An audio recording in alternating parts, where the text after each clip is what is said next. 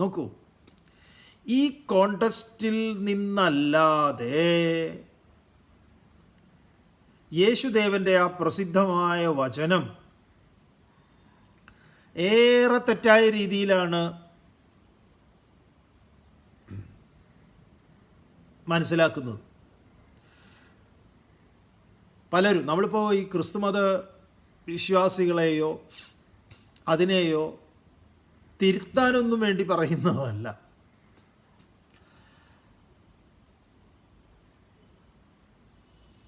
എന്താ യേശുദേവൻ പറയുന്നത്? അവസാന സമയത്ത് അദ്ദേഹത്തിൻ്റെ ശരീരത്തെ പീഡിപ്പിക്കും, പീഡനത്തിൻ്റെ മാക്സിമത്തിൽ എത്തിക്കുന്നു, കുരിശിലേറ്റി. ആ സമയത്ത് അദ്ദേഹം പറയുന്നത് എന്താ? ഇവർ ചെയ്യുന്നത് എന്താണെന്ന് ഇവരറിയുന്നില്ല, ഇവരോട് പൊറുക്കണമേ എന്ന്. നമ്മളതിനെ മനസ്സിലാക്കിയത് എങ്ങനെയാ? എന്തൊരു വിശാല ഹൃദയൻ, എന്തൊരു വിശാല ഹൃദയനാണ് അദ്ദേഹം. ഇവർ ഈ കൊടിയ പാപങ്ങളൊക്കെ ചെയ്തിട്ടും ഇവരോട് ക്ഷമിക്കണമെന്നാണ് യേശുദേവൻ പറഞ്ഞത് എന്ന് അങ്ങനെയാണ് നമ്മൾ മനസ്സിലാക്കിയതെങ്കിൽ നമ്മളൊരു ട്രാപ്പിൽ പെട്ടു എന്ന് പറയാം.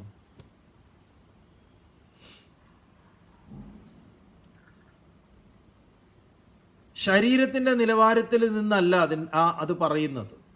എന്താ യേശുദേവൻ കമ്മ്യൂണിക്കേറ്റ് ചെയ്യുന്നത്? ഇവർ കരുതുന്നു ഇവർക്ക് എന്നെ ഇല്ലാതെയാക്കാൻ സാധിക്കുമെന്ന്. അങ്ങനെ ഇവർ എൻ്റെ ശരീരത്തെ പീഡിപ്പിച്ച് എന്നെ ഇല്ലാതെയാക്കാൻ ശ്രമിക്കുക. വാസ്തവത്തിൽ അത് സാധ്യമല്ലെന്ന് ഇവർ അറിയുന്നില്ല. ഇതാണ് ശ്ലോകം. ഏത്? അവിനാശിതു തദ്വിധി യേന സർവമിദം തദം വിനാശം അവ്യസ്യാസ്യ ന കശ്ചിത് കർത്തുമർഹതി.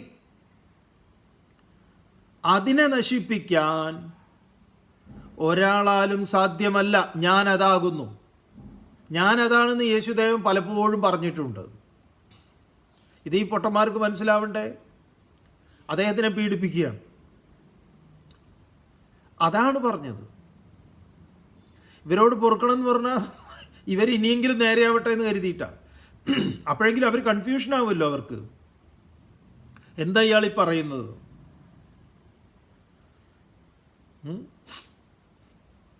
അതെ, ഇവർ